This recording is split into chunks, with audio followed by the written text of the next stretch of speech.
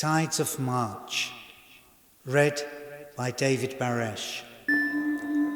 Tides of March tells of the great Japan disaster of March 2011. This recording is Chapter 1 only. Chapter 1, Magnitude 9. The Geiger counter glowed red. Dangerous background radiation flashed in panic. Being without protective clothing, it was time to leave. We sped away. Eerily empty streets lined our route.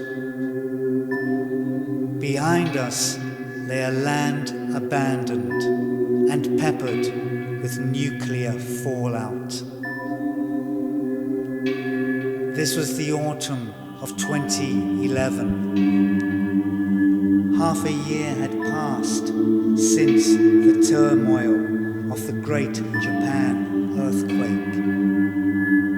And the country still reeled from the after effects. For on that grim March afternoon, some 6 months earlier, boulder-like clouds rolled in across Japan. Most of the populace was still wrapped in their winter warmest, and it was Friday. Thoughts were heading towards the release of the weekend. Without warning, the land leapt. Buildings erupted into an angry life. In schools, homes, and places of work, hundreds of thousands took cover and held on. Unknown to all, a historic chain of disasters had executed, and the world looked on, stunned. A magnitude 9 jolt had sent vicious shockwaves kicking through the northeast of the country. Deaths were wrought hundreds of miles from the epicenter. But that tectonic shift was just the infant of the horror that was about to strike. A ferocious tsunami reared up and out of the depths of the ocean.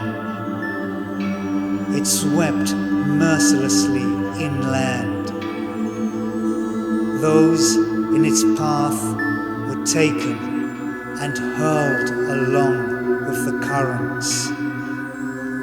On waves of fury, victims bounced, twisted, and cartwheeled, thrown like rag dolls.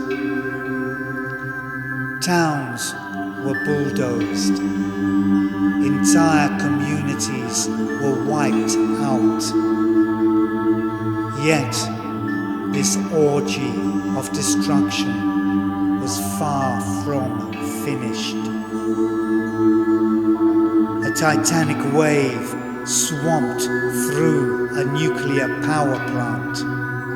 Fukushima Daiichi is its name. The building detonated.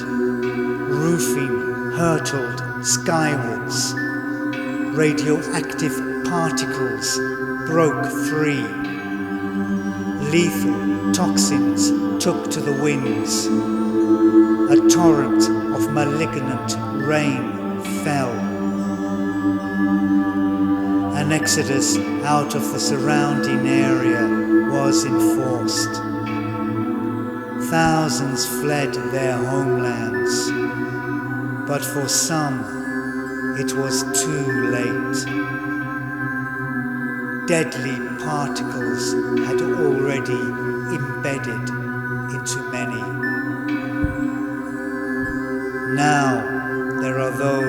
living with the shadow of radiation sickness hanging over them. Every twinge, ache, and pain is a cause for concern. It is a threat that will haunt them for the rest of their days.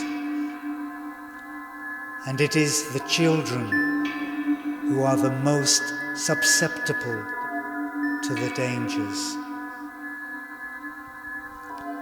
That was Chapter 1 of Tides of March, written by David Baresch. Thank you for listening.